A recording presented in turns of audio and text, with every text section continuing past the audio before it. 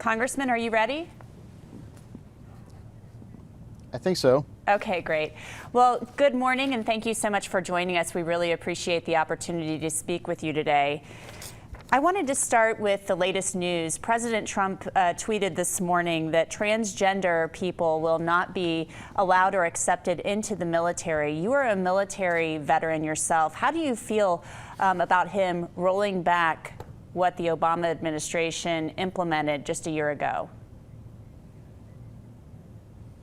Yeah, I think it's the right decision. It's the right decision because the active force needs to be focused on fighting and winning our nation's wars. I think complementing that, as Secretary Mattis has also announced that he's reviewing all military training to focus on fighting and winning wars, readiness. And this has been a distraction from that, along with a number of other things that rolled out under the Obama administration.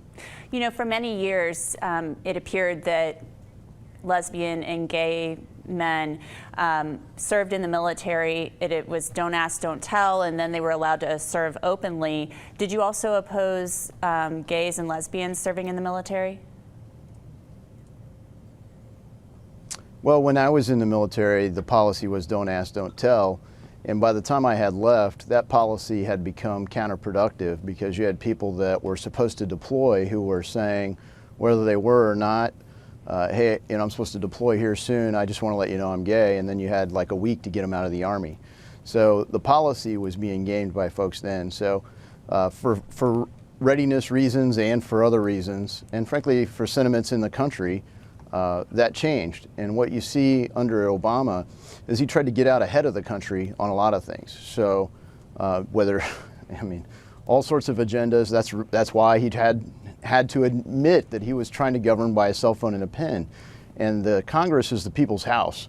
So he didn't want to make policy the way that our founders designed the country to work. He wanted to make policy with his own cell phone and his own pen and push the Department of Defense to be on the bleeding edge of everything, social policy-wise, and handicap our readiness. You look at this foreign policy, only 2 out of the 8 years that he was commander-in-chief did he submit a national security plan, as he's required to under the Goldwater-Nichols Act. And when he did, he said climate change was the biggest threat to national security.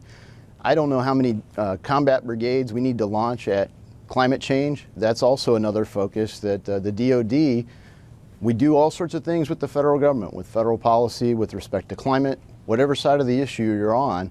I think that we should have the Department of Defense focused on fighting and winning wars, training and equipping our men and women to be able to fight and win those in the future. And these other things should be focused on somewhere else in the government.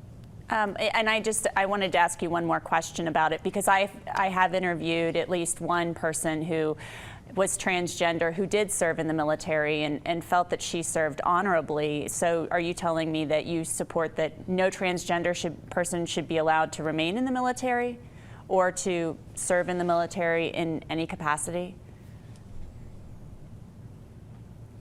Well, I don't know the whole extent of the policy that the president announced. What I know is that when we're spending time talking about, you know, chromosomes, we're not spending time focused on fighting and winning wars.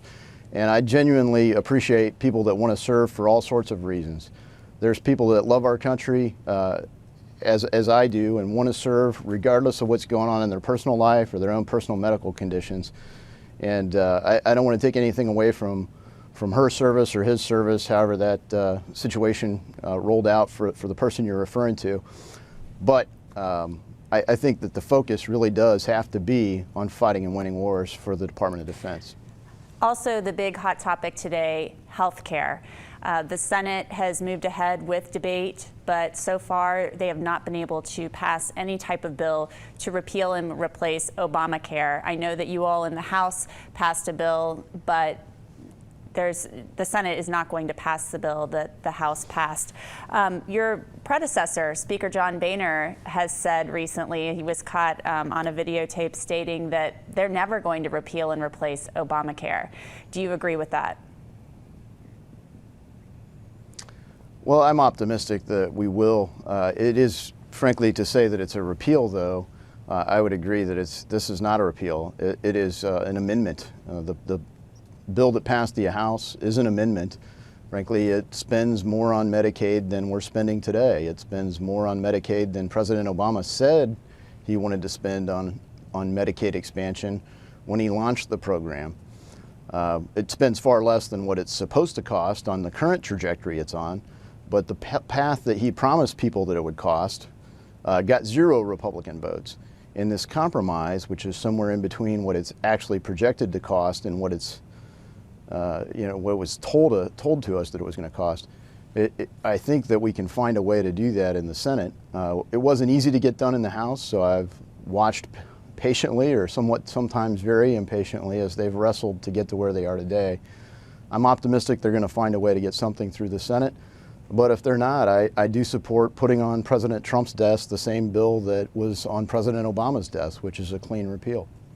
But it's going to kick so many people. The CBO, at least the bill that the House passed, the CBO has estimated it would kick more than 20 million people off of their health insurance. How do you in Congress justify that for people who have liked this, like the plans they've received under Obamacare? You know, when the Soviet Union collapsed and everyone quit getting free stuff from the government, lots of people lost things that were paid for by the government. And today, the people in Russia are far better off than the people were behind the Iron Curtain. Today in the United States of America, we've got people that are being mandated that they buy a product.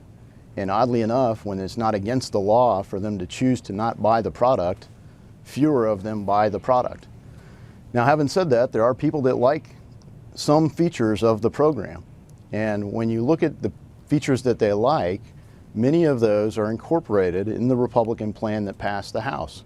There are provisions that are in there that maintain a safety net. There's all kinds of false information out there. So core Medicaid isn't changed by this program. In fact, it's protected. So core Medicaid for people that are disabled or people that are below the poverty line, seniors, the state puts $4 up and the federal government puts $6 up for that. Medicaid expansion, it reaches people that are above the poverty line, first and foremost. And secondly, it puts $9+ federal dollars in to every dollar the state puts in. So even if it were working well, which it isn't, it's not something that's sustainable economically. So we need a program that actually works. We need a program that does not bankrupt our country, or in the state of Ohio, that does not bankrupt our state. And we need something that is going to lower prices for consumers. Every single major promise that President Obama made about this Affordable Care Act has been incorrect. And so I think it is time for a better way on health care. Republicans have offered it. It's more incremental than what I had hoped for. And I'm confident that what comes back from the Senate will be even more incremental than what the House passed. But we do need to move forward and help fix this problem for the American people. It shouldn't just be about one bill. It should be about fixing the problem.